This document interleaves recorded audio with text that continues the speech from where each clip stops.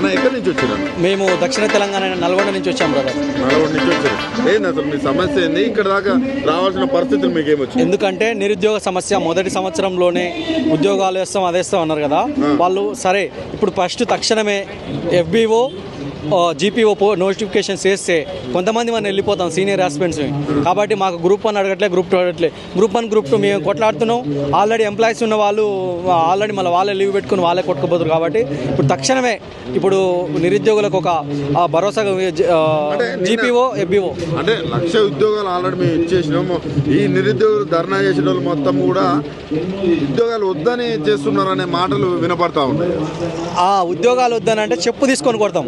ఇప్పుడు ఎట్లా ఉందని చెప్పనా, అది తమకు అనుకూలంగా మార్చుకుంటారు. మందుకు పెట్టిన బిడ్డలు మా బిడ్డలు అన్నట్టుగా ఈ గవర్నమెంట్ ఏం చేస్తుంది, లాస్ట్ టైం నోటిఫికేషన్స్ ఇచ్చింది.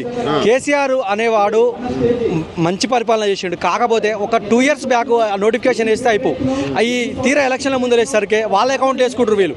అవి నోటిఫికేషన్ డేట్ చూస్తారు కానీ ఎవడైనా ఇప్పుడు ఒక బాబు ఉంటాడు సార్, వాడి బర్త్డే డేట్ చూస్తారు కానీ సచిన్ రేటు అయితే బర్త్డే చేయరుగా.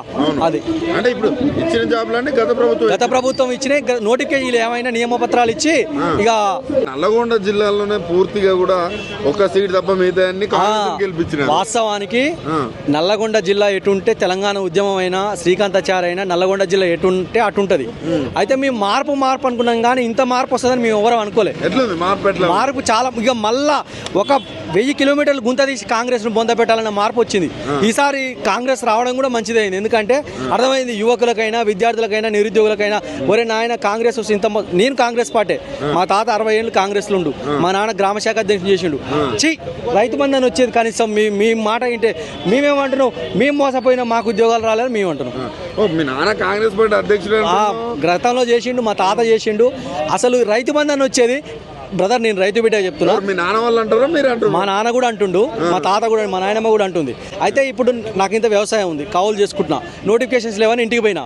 సరే అమ్మ ఈడ ఉండి రూమ్ రెంట్ కట్టలేవు, హాస్టల్ ఫీజు కట్టలేవు, ఇంటికి పోతే యూరియా కోసం మా నాన్న పోయినసారి లైన్ కట్టినాం. ఏది ఆనకాలం. మరి ఆశంగానే ఇస్తారేమంటే అది ఒక రైతు బిడ్డ చెప్తున్నా, ఒక నిరుద్యోగిని రైతు బిడ్డ.